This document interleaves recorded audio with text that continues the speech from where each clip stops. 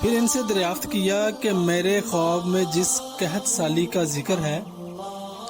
اس کے متعلق مجھ کو کیا کیا تدابیر اختیار کرنی چاہیے۔ حضرت یوسف علیہ السلام نے جواب دیا جو قرآن عظیم میں یوں بیان فرمایا گیا ہے کہ یوسف نے کہا اپنی مملکت کے خزانوں پر آپ مجھے مختار کیجئے، میں حفاظت کر سکتا ہوں اور میں اس کام کا جاننے والا ہوں۔ چنانچہ بادشاہ نے ایسا ہی کیا اور حضرت یوسف علیہ السلام کو اپنی تمام مملکت کا امین و کفیل بنا دیا اور شاہی خزانوں کی کنجیاں ان کے حوالے کر کے مختار عام کر دیا۔ تورات میں اس واقعے کا اس طرح بیان کیا گیا ہے کہ یہ تعبیر فرعون کی نگاہ میں اور اس کے سب نوکروں کی نظر میں اچھی معلوم ہوئی۔ فرعون نے اپنے نوکروں کو کہا کیا ہم ایسا جیسا یہ مرد کے جسم میں خدا کی روح ہے پا سکتے ہیں؟ اور فرعون نے یوسف علیہ السلام سے کہا بس کہ خدا نے تجھے اس سب میں بینائی دی ہے، سو کوئی تجھ سا عاقل و دانشور نہیں ہے، تو میرے گھر کا مختار ہو اور اپنے حکم میری سب رعیت پر جاری کرے، فقط تخت نشینی میں میں تجھ سے بزرگ و بدتر ہوں۔ پھر فرعون نے یوسف علیہ السلام سے کہا دیکھو میں نے تجھے ساری زمین مصر پر حکومت بخشی۔ اور فرعون نے اپنی انگشتری اپنے ہاتھ سے نکال کر یوسف علیہ السلام کے ہاتھ میں پہنا دی اور اس کو کتان کا لباس پہنایا اور سونے کا طوق اس کے گلے میں ڈالا، اور اس نے اسے مصر کی ساری ملکیت پر حاکم کیا۔ اور فرعون نے یوسف کو کہا میں فرعون ہوں اور بغیر تیرے مصر کی ساری زمین میں کوئی انسان اپنا ہاتھ یا پاؤں نہ اٹھائے گا۔ حضرت یوسف علیہ السلام نے سلطنت مصر کے مختار کل ہونے کے بعد خواب سے متعلق وہ تمام تدابیر شروع کر دی جو 14 سال کے اندر مفید کار ہو سکیں اور رعایا قحط سالی کے ایام میں بھی بھوک اور پریشان حالی سے محفوظ رہ سکیں۔ چونکہ یہ تفصیل خواب اس کی تعبیر کے ضمن میں خود بخود ذہن میں آ جاتی ہے،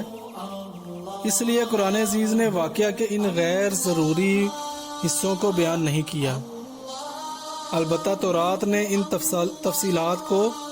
یوں دہرایا ہے کہ حضرت یوسف علیہ السلام جس وقت مصر کے بادشاہ فرعون کے دربار میں کھڑے ہوئے تو وہ 30 برس کے تھے، اور یوسف علیہ السلام فرعون کے دربار سے نکل کر مصر کی ساری زمین میں پھرے، اور بڑھتی کے 7 برس میں زمین مالا مال ہوئی۔ تب ان سب 7 برسوں کی ساری چیزیں کھانے کی تھی جو سرزمین مصر میں تھی جمع کی، اور ان سے ان کھانے کی چیزوں کو بستیوں میں ذخیرہ کیا۔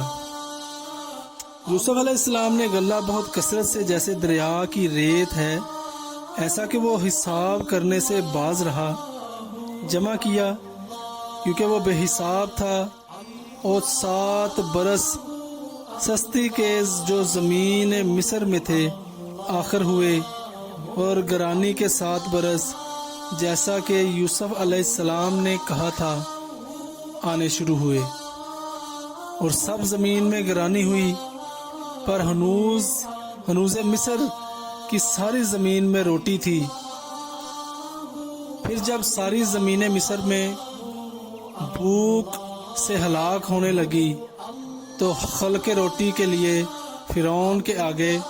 چلائی۔ فرعون نے سب مصریوں کو کہا کہ یوسف کے پاس جاؤ، وہ جو تمہیں کہے سو کرو۔ اور تمام روئے زمین پر کال تھا، اور یوسف علیہ السلام نے ذخیرے کے کھتے کھول کے مصریوں کے ہاتھ بیچے، اور مصر کی زمین میں کال بہت بڑھا، اور سارے مصر میں مول لینے آئے، کیونکہ سب ملکوں میں سخت کال تھا۔ جب یعقوب علیہ السلام نے دیکھا کہ مصر میں غلہ ہے، تب یعقوب علیہ السلام نے اپنے بیٹوں سے کہا کہ تم کیوں ایک دوسرے کو تاکتے ہو؟ دیکھو، میں نے سنا ہے کہ مصر میں غلہ ہے، تم وہاں جاؤ، وہاں سے ہمارے لیے مول لو تاکہ ہم جئیں اور مرے نہیں۔ غرض جب قحط سالی کا زمانہ شروع ہوا تو مصر اور اس کے قرب و جوار کے علاقے بھی سخت کال پڑا، اور کنعان میں خاندان یعقوب علیہ السلام بھی اس سے محفوظ نہ رہ سکے۔ جب حالت نزاکت اختیار کر گئی تو حضرت یعقوب علیہ السلام نے اپنے صاحبزادوں سے کہا کہ مصر میں عزیز مصر نے اعلان کیا ہے کہ اس کے پاس غلہ محفوظ ہے، تم سب جاؤ اور غلہ خرید کر لاؤ۔ چنانچہ باپ کے حکم کے مطابق یہ کنعانی قافلہ عزیز مصر سے غلہ لینے کے لیے مصر روانہ ہوا۔ خدا کی قدرت دیکھیے کہ برادران یوسف علیہ السلام کا یہ قافلہ اسی بائی سے غلہ لینے چلا ہے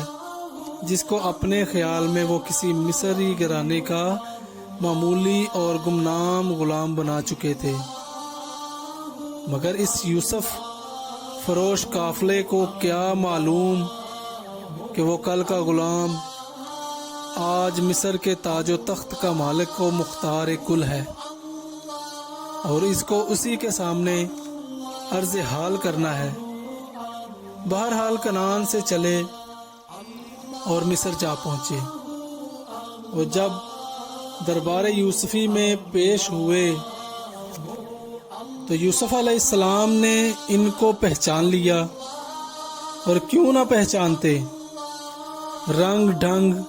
بول چال، لب و لہجہ، نقشہ و صورت اور ساری ادائیں یوسف علیہ السلام کی جانی اور پہچانی تھیں۔